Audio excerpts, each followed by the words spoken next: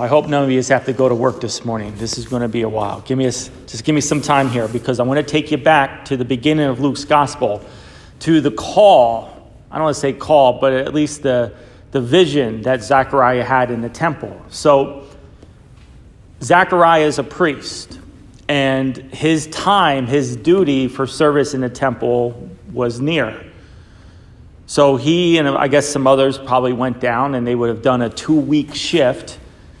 And by lots, Zechariah was chosen to offer the incense, which is the highest honor, that the priest could give. It was like the best thing to do. The altar of incense in the temple was right next to the entryway into the Holy of Holies. Okay, the Holy of Holies is like the innermost place of the temple, and no one can enter it except the high priest once a year during the Day of Atonement. So that altar of incense where Zechariah was and where he was attending is right outside that entryway.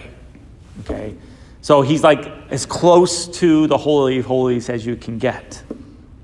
And as we know from the story, that's where the angel Gabriel appears to him. And the angel Gabriel appears to him, and the angel Gabriel tells him, Gabriel says this to him: "Your prayers have been answered, and you will have a son." So here's the kicker in all this. When the angel Gabriel said, "Your prayers have been answered," what was he referring to? We assume that the angel Gabriel was referring to the fact that John and Elizabeth were barren and they wanted a child. But that is not what the angel was referring to. What is Zechariah doing? He's offering prayers for Israel. Why is he offering prayers? Why is he offering incense? The prayer that he's invoking is for God to come back and to make his dwelling in the temple again. So when Gabriel says your prayers have been answered, Gabriel is referring to that God is going to make his dwelling once again in the temple. They don't know how yet, but he's going to do it. And in turn, Zechariah is so focused in on the child that he asks Gabriel, well, how can we have the child? That's when he becomes mute, not because of a punishment, but because he needs to reflect on what Gabriel just told him. Okay. Zechariah focused on the wrong thing. He focused on the child when he should have been really focusing on the fact that God is coming back again. That's the great news that Gabriel is telling Zechariah. And so what happens then at the end is Zechariah is mute.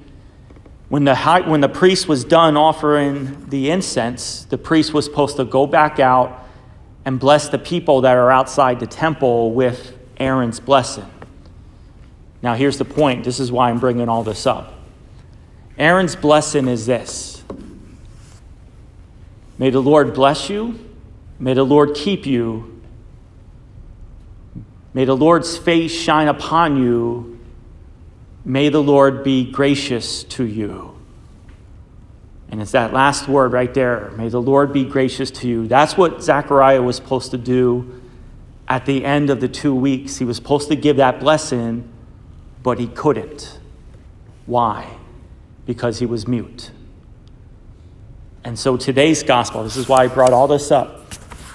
So now Elizabeth has her child, and as I said in the Bible study, notice how it's the neighbors and relatives that have heard that the Lord has shown his great mercy toward her, and they rejoice with her. So the neighbors, the relatives, yay, okay, congratulations. When Jesus is born, it's a multitude of angels singing glory to God in the highest, okay? So I always love how Luke does that. It's pretty funny. But anyways, they go to naming the child. And everybody assumes they're going to name the child Zechariah. But both Elizabeth and then Zechariah says, no, his name will be John. What does John mean? It means this: God is gracious. So that Aaron blessing that Zechariah was supposed to give, may the Lord bless you, may the Lord keep you, may the Lord's face shine his light upon you, may the Lord be gracious to you.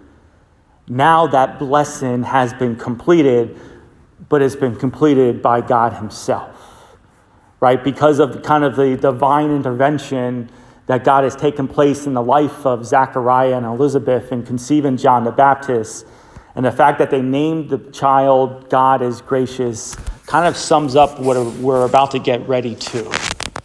We're going to celebrate God's gracious act, that God is going to come again, that this divine indwelling is going to appear, but this time it's not going to be a cloud descending upon a temple, resting in the Holy of Holies, but it's going to be a person in which we can see and look and communicate with. And a person that's, through, again, a very gracious act, it's going to literally offer his body and blood for us, his very life for us, so that we too might live.